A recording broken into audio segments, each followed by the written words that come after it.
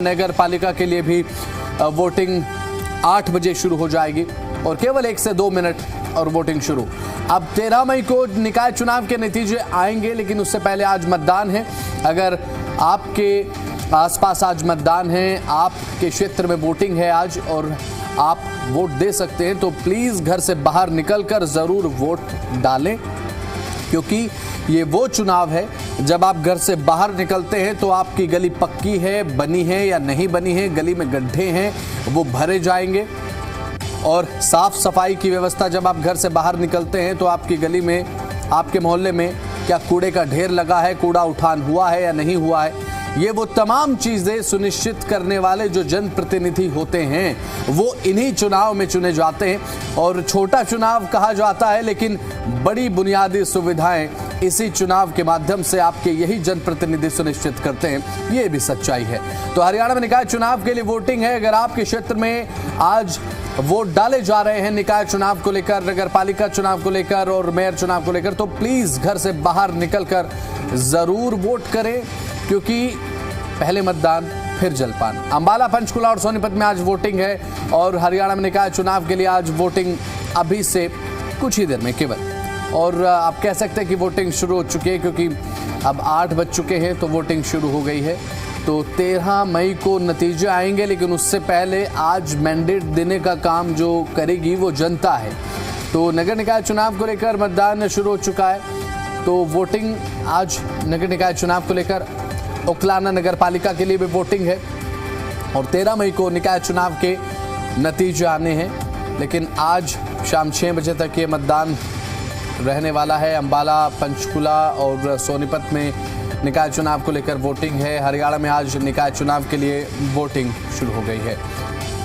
तो जी दिल्ली एनसीआर हरियाणा पर mega coverage लगातार जारी है निकाय चुनाव को लेकर, क्योंकि हरियाणा का चुनाव, हरियाणा, दिल्ली एनसीआर, कहीं भी चुनाव होगा तो सबसे पहला अपडेट आपको मिलेगा तो कहीं केवल जी दिल्ली एनसीआर हरियाणा पर। तो हरियाणा में निकाय चुनाव के लिए इस समय वोटिंग चल रही है और वोटिंग शाम 6 बजे तक कितनी होती है ये देखने की बात रहेगी। हालांकि अब निकाय चुनाव के लिए उत्सुकता तो लोगों में रहती है, क्योंकि ये सबसे छोटा चुनाव माना जाता है। बिल्कुल जनता से जुड़ा हुआ चुनाव जिसे कहा जाता है वो यही नगर निकाय चुनाव है, नगर परिषद के चुनाव है।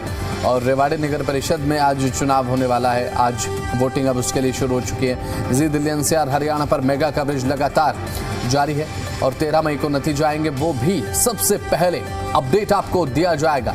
कौन विजय कौन पराजय, सिर्फ जी दिल्ली एनसीआर हरियाणा पर। तो रेवाड़ी नगर परिषद के लिए भी मतदान शुरू हो चुका है। तो जी दिल्ली एनसीआर हरियाणा पर मेगा कवरेज लगातार जारी है। तो भाई निकाय चुनाव का आज दिन है, बहुत महत्वपूर्ण दिन है। आपको ये तय खुद करना है कि आपके इलाके से कौन पार्षद होगा, कौन वार्ड प्रतिनिधि होगा। तो हरियाणा में निकाय चुनाव, सांपला नगर पालिका, रामनिवास निर्दलीय प्रत्याशी हैं, विकास निर्दलीय प्रत्याशी हैं। कौन कौन सांपला नगर पालिका में निर्दलीय प्रत्याशी के तौर पर आगे हैं? सुधीर औल्यान निर्दलीय प्रत्याशी हैं और इसके अलावा सुशील कुमार निर्दलीय प्रत्याशी हैं। तो कई प्रत्याशी चुनावी मैदान में हैं और फिलहाल प्रवीण कोच भारतीय जनता पार्टी से सांपला नगर पालिका के उम्मीदवार और अंकित पुत्र शमशेर सिंह निर्दलीय प्रत्याशी हैं। अंकित पुत्र साहिब सिंह निर्दलीय प्रत्याशी, अनिल कुमार निर्दलीय प्रत्याशी।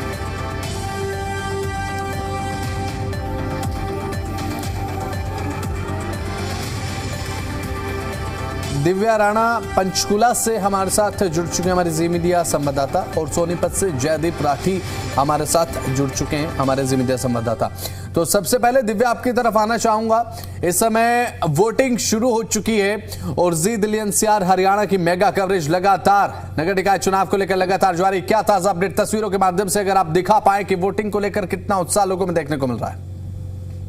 जी बस बताना चाहूंगी, जिस तरीके से पंचकुला नगर निगम चुनाव की मतगणना जो है वो हो गई है। मेरे पीछे तस्वीरें आप देख सकते हैं। पंचकुला के सेक्टर 16 में हम इस वक्त मौजूद हैं, जहाँ पर शुरू हो गई है। लोग जो है भारी संख्या में यहाँ पे पहुंचना शुरू हो गए हैं और अपने मत का प्रयोग करने के लिए आज यहाँ पर पहुंचे हैं। तो बता दें कि आज जो है 20 वार्डों में 2.7 लाख से अधिक मतदाता अपने मत का प्रयोग करेंगे और उसी के साथ ही नगर निगम चुनाव के लिए 204 मतदान केंद्र जो है वो स्थापित किए गए हैं। उसी के साथ मेयर और पार्षदों के लिए की वोटिंग होनी है। उसी के साथ अगर हम बात करें तो पंचकुला से भारतीय जनता पार्टी की तरफ से श्यामलाल बंसल मेयर के प्रत्याशी हैं और कांग्रेस पार्टी की तरफ से सुधा भारद्वाज को मैदान में उतारा गया। तो इनेलो की बात करें तो इनेलो की तरफ से मनोज जो है वो मैदान में है। आम आदमी पार्टी की तरफ से भी अपने कैंडिडेट को जो है मैदान में उतारा गया। तो कह सकते हैं कि आज सुबह से ही लोगों में काफी उत्साह जो है मतदान करने को लेकर देखने को मिला है और लोगों में काफी उत्साह है। क्योंकि देखिए जब नगर निगम के चुनाव होते हैं तो लोगों को काफी उम्मीदें होती है कि जो पार्षद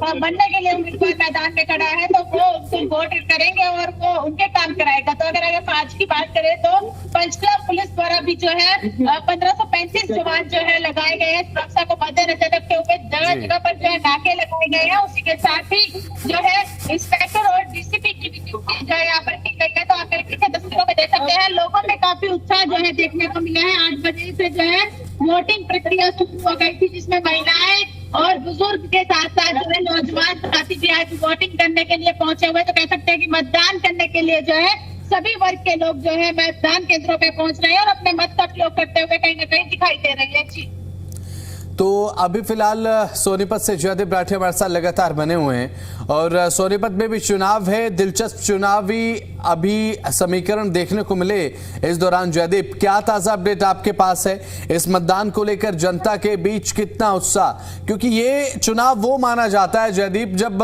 हम घर से बाहर निकलते हैं, गली बनी है, कूड़ा उठा लिया गया है, नहीं उठा लिया गया, जमीनी बुनियादी सुविधाएं जो सुनिश्चित करता है वो यही चुनाव होता है।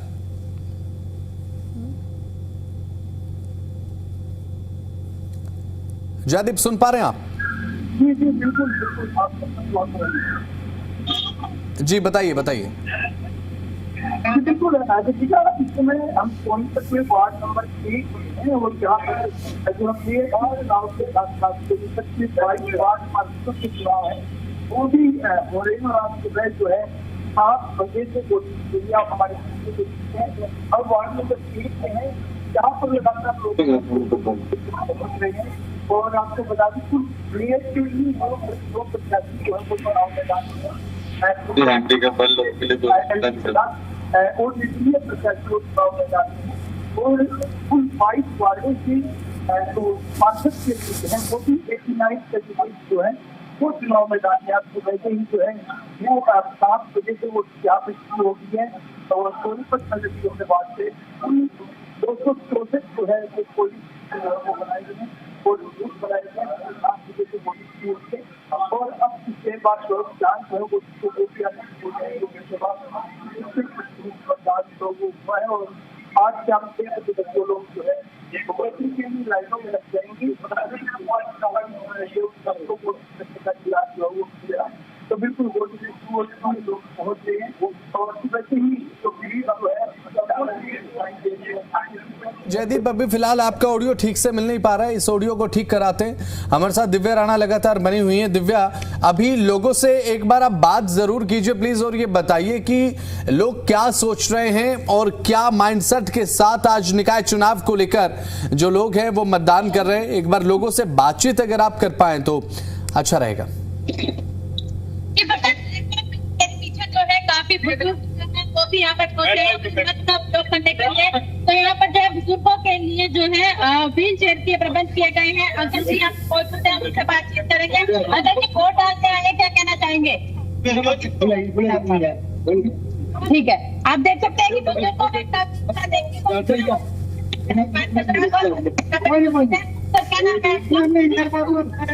कब से लाइन में खड़े हैं आप? आधा घंटा हो गया। कैसा उत्साह देखने को मिला चुनाव को लेकर? भीड़ है। कैसा अपना कैंडिडेट चुनेंगे आज? अच्छे काम किए थे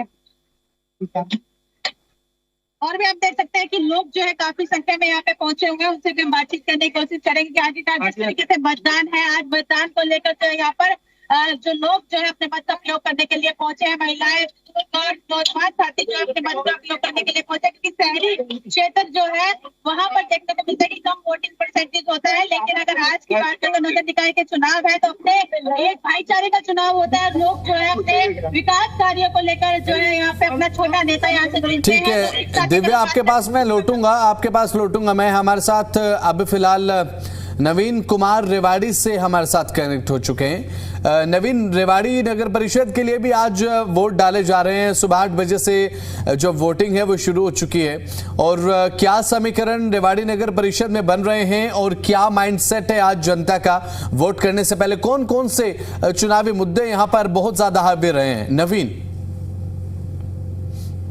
लोकतंत्र का जो पर्व है वो मनाया जा रहा है, और ऐसे में जो मतदाता है जो वो काफी उत्साहित नजर आ रहे हैं। 7:30 बजे से ही यहाँ पर लाइन लगने शुरू हो गई थी, क्योंकि मतदाता यहाँ पर जो अपना मत का प्रयोग करके आज छोटी सरकार चुनने जा रहे हैं। क्योंकि लोकतंत्र के अंदर राज्य सरकार के बाद पंचायत चुनाव के बाद ये एक बड़ा चुनाव माना जाता है, क्योंकि शहर का जो काम है, शहर की जो सरकार है, छोटी सरकार जिसे बोला जाता है, उसको आज चुनने का मौका जनता को मिल रहा है। साफ तौर पर 7:30 बजे से ही यहाँ पर जो लोग है वो वोट डालने यहाँ पर आ गए थे। 8 बजे ये मतदान आज शुरू होना है। और रेवाड़ी की अगर बात कर ले तो रेवाड़ी के अंदर 99 बूथों पर ये जो चुनाव है वो होना है, और साथ साथ धारवाड़ा के अंदर जो 22 बूथ वो बनाए गए, क्योंकि रेवाड़ी में नगर परिषद का चुनाव है, तो उसके साथ साथ धारवाड़ा के अंदर नगर पालिका का ये चुनाव है। देखिए, लोगों के जो मुद्दे की अगर बात कर ले तो साफ तौर पर जो मुद्दे रहते हैं वो स्थानीय मुद्दों के ऊपर ही चुनाव रहता है, चाहे वो सड़क हो, सीवरेज व्यवस्था हो, पानी हो, स्ट्रीट लाइट हो, इस तरीके की जो व्यवस्था है उनके लिए होती है। लेकिन मार्केट की अगर साफ तौर पर बात करें तो इस बार जब अगर बात की गई तो जो मार्केट में व्यापारी है उनका साफ तौर पर सुरक्षा को लेकर के ये था कि इस सुरक्षा के लिए कुछ भी नहीं है, सीसीटीवी कैमरे जो लगवाए जाए ताकि जो सुरक्षा है वो व्यापारियों की दुकानों की हो सके। क्योंकि और साफ तौर पर छोटी सरकार का ये चुनाव आज जनता करने जा रही है। लगातार लाइनों में जनता नजर आ रही है। 7:30 बजे से ही जनता बूथों पर पहुंचना शुरू हो गई थी, और 8 बजे से मतदान अब शुरू हो गए। करीब 8 मिनट का ये समय हो गया। लगातार जो जनता है वो उत्साह नजर आ रहा है, लगातार यहाँ पर पहुंच रही है। आप वोट डाल करके आए हैं जी, हमारे साथ कुछ लोग भी, इनसे बात करेंगे। क्या नाम है जी आपका? सतीश कुमार। सतीश जी, अभी वोट डाल करके आए हैं, कैसा लग रहा है? क्योंकि अब छोटी सरकार चुनने का आज आपको मौका मिल रहा है। बहुत बढ़िया, कोई दिक्कत नहीं। आज जब वोट डाला तो स्थानीय मुद्दों को लेकर डाला होगा, क्या स्थानीय मुद्दे इस बार क्या समस्या है? सड़क, जो पाइपलाइन, मेहनती होते हैं, और क्या व्यवस्था, जो सुरक्षा की बात होती है, सीसीटीवी कैमरे ताकि शहर में हो कोई जरूरी है, और जरूरी है। तो लोगों में भी उत्साह नजर आ रहा है। जरूरत ही है। बिल्कुल। देखिए, और भी लोग हैं, ये भी अभी वोट डाल करके आए, इनसे भी बात कर लेते। क्या नाम है जी आपका? सुरेश कुमार। सुरेश जी, कैसा लग रहा है आज वोट डाला है छोटी सरकार का, और शायद शुरुआती दौर में ही आप डाल के आए, पहला या दूसरा वोट डाला होगा आपने, कैसा लग रहा है? बहुत बढ़िया लग रहा है। क्या आप किस मुद्दों के साथ आज वोट डाल कर रहे हैं? क्या मुद्दों को, बंदों को क्या चाहिए?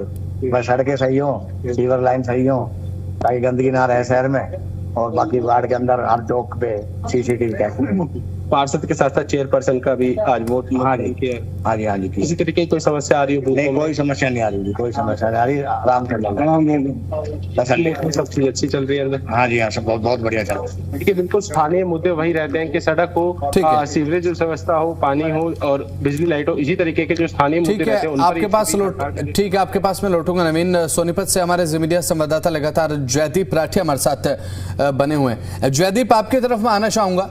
अभी फिलहाल जिस तरीके से ये चुनाव निकाय का देखने को मिल रहा है, और सोनीपत में क्योंकि चुनावी खींचतान काफी नजर आई इससे पहले, चाहे मैं प्रचार की बात कर लूं, उससे पहले चाहे कांग्रेस या बीजेपी की बात क्यों ना मैं कर लूं, इस पर भी थोड़ा प्रकाश डालिएगा। वो कौन कौन से मुद्दे हैं जो जनता आज अपने मन में लिए हुए, अपने दिमाग में सेट करके आई है कि इस मुद्दे को लेकर हमें बटन दबाना है? कौन कौन से वो चुनावी मुद्दे आपने सेंस किए हैं कि सोनीपत निकाय चुनाव में ये मुद्दे अपना प्रभाव छोड़ रहे हैं?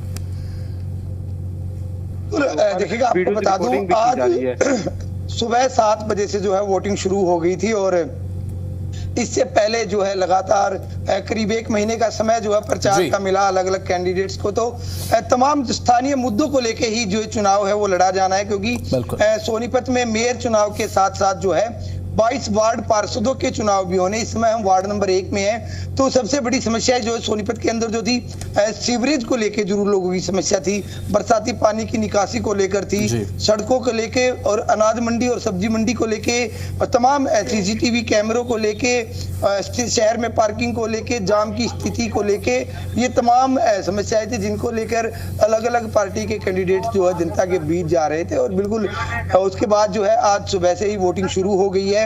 और सोनीपत में मेयर कैंडिडेट के लिए हम बात करें तो करीब 9 कैंडिडेट जो है, जिसमें बीजेपी, कांग्रेस, इनेलो, उसके अलावा आजाद उम्मीदवार के तौर पर कुल 9 उम्मीदवार जो है चुनाव मैदान में। साथ ही 22 वार्ड पार्षदों के लिए 89 कैंडिडेट्स हैं, वो चुनाव मैदान में हैं, जो बीजेपी, कांग्रेस, आम आदमी पार्टी और इनेलो से अपना जो है भाग्य जमा रहे हैं, चुनाव मैदान में उतरे हैं। और उसके अलावा जो है कुल 264 पोलिंग स्टेशंस बनाए गए हैं आज के दिन के लिए और सुबह से वोटिंग शुरू हो गई है। और अब कुछ देर के बाद रुझान आने शुरू हो जाएंगे कि मतदान जो है कितने प्रतिशत तक पहुंचा है। और शाम 6 बजे तक जो लोग जो है वोटिंग करने के लिए पोलिंग स्टेशन पहुंचेंगे, लाइनों में लग जाएंगे, उनको वोटिंग जो है यहाँ पर कराई जाएगी। जी चलिए ठीक है। और एक अहम चीज ये हो जाती है कि ये वो छोटा चुनाव होता है जयदीप, जिसमें जो छोटे मुद्दे होते हैं स्थानीय क्षेत्र दर क्षेत्र में बात करूं, किसी वार्ड में पानी का मुद्दा बहुत ज्यादा बड़ा होता है, किसी वार्ड में जल जमाव का मुद्दा बड़ा होता है, किसी वार्ड में गलियों का मुद्दा बहुत ज्यादा बड़ा होता है, तो वार्ड टू वार्ड मुद्दे भी बदलते रहते हैं। तो बड़ा दिलचस्प हो जाता है चुनाव, क्योंकि 1 से 5 वार्ड के बीच में आप देखेंगे कि पानी की समस्या बहुत ज्यादा है, तो वहीं 6 से 7 वार्ड में देखेंगे सड़कों की समस्या बहुत ज्यादा है।